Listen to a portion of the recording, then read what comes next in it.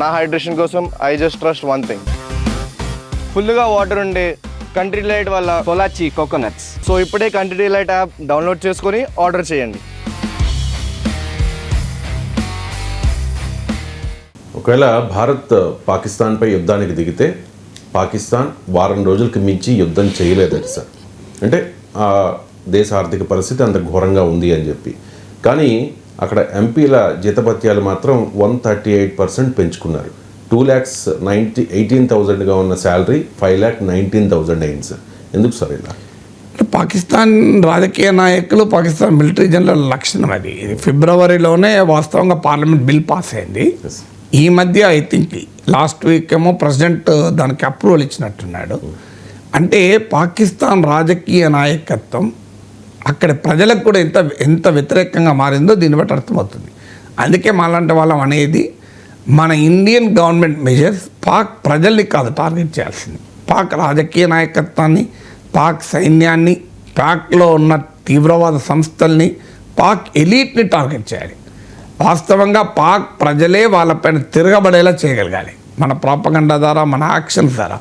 మన యాక్షన్స్ పాక్ ప్రజల్ని కనుక ఉక్కిరిబిక్కిరి చేసింది అనుకోండి, లెజిటిమసీ కోల్పోతున్న పాక్ రాజకీయ నాయకత్వానికి మనమే జీవం పోసిన వాళ్ళం అవుతాం.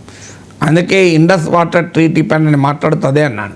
ఇనీషియల్గా పాకిస్తాన్ పైన ప్రెషర్కి ఉపయోగపడుతుంది, కానీ లాంగ్ టర్మ్లో అది పాక్ ప్రజల్ని, పాక్ పొలిటికల్ లీడర్షిప్ వైపుగా నడిపించే ప్రమాదం ఉంటుంది. ఇప్పుడు ఎందుకంటే పెద్ద ఎత్తున పాకిస్తాన్ ప్రజలు పాకిస్తాన్ సైన్యాన్ని వ్యతిరేకిస్తున్నారు, పాకిస్తాన్ ప్రభుత్వాన్ని కూడా వ్యతిరేకిస్తున్నారు. ఇది మీకు పాకిస్తాన్ మీడియాలో వార్తలు చూస్తున్న అర్థమవుతుంది. పాకిస్తాన్ సోషల్ మీడియాలో వస్తున్న కామెంట్లు చూస్తున్నా అర్థమవుతుంది. దానిపైన చాలామంది రాస్తున్నారు. There is a severe legitimacy crisis Pak ఆర్మీకి, పాక్ పొలిటికల్ లీడర్షిప్కు. సో ఈ లెజిటిమసీ క్రైసిస్కు కారణం ఏంటి అంటే పాక్ రాజకీయ నాయకత్వం ప్రజలతో సంబంధం లేవు. వారు ప్రజల్ని రెచ్చగొట్టి, ఇండియాకు వ్యతిరేకంగా రెచ్చగొట్టి, 2 నేషన్ థియరీ కహానీలు చెప్పి పబ్బాలు గడుపుకుంటున్నారు తప్ప పాక్ ప్రజల్లో ఉండే మత ఛాందస భావాలను రెచ్చగొట్టడము, దేశ జాతీయతా భావాలు రెచ్చగొట్టడము, ఇది పబ్బం గడుపుకుంటున్నారు. రాజకీయ నాయకత్వాన్ని ప్రజల పట్ల బాధ్యత లేని దానికి ఇదే ఉదాహరణ కదా. ఒకవైపు ఏమో IMF 24వ బెయిలౌట్కు ప్రయత్నం చేస్తున్నారు. ఫారిన్ ఎక్స్చేంజ్ రిజర్వ్స్ 2 నెలలకు మించి దిగుమతులకు అనుకూలంగా లేదు. 4 రోజులు, వారం రోజులు మించి యుద్ధం చేయలేమని వార్తలు వస్తున్నాయి. పాక్లో ఇన్ఫ్లేషన్ భారీగా పెరిగింది, ధరలు గణనీయంగా పెరుగుతున్నాయి. సివియర్ వాటర్ క్రైసిస్, 31% షార్టేజ్ ఉంది ఇండస్ వాటర్లో. ఇలా ఒక భయంకరమైన ఎకనామిక్ క్రైసిస్ అప్పుడు ఊబిలో పాకిస్తాన్ ఉంది. పాక్ ప్రైమ్ మినిస్టర్ చెప్పాడు, మేము ఎవరి దగ్గర వెళ్తే పార్ట్నర్ మిత్ర దేశాల దగ్గర వెళ్ళి మమ్మల్ని బిచ్చగాలుగా చూస్తున్నారని. ఇలాంటి సిచ్యువేషన్లో 138% సాలరీ పెంచుకున్నారంటే అది ఎంత ప్రజాకంటక రాజకీయ నాయకత్వం, దీనికన్నా ఇంకెక్కువ దాన్ని ఉన్నది. సో అందువల్ల ఆ రకమైన రాజకీయ నాయకత్వమే కదా. ఆర్మీ ఇప్పుడు ప్రతి జనరల్ పాక్ ఆ మిలిటరీలో ఉండే టాప్ జనరల్స్కు బ్రహ్మాండమైన విల్లాలు, ఫారిన్లో అసెట్స్.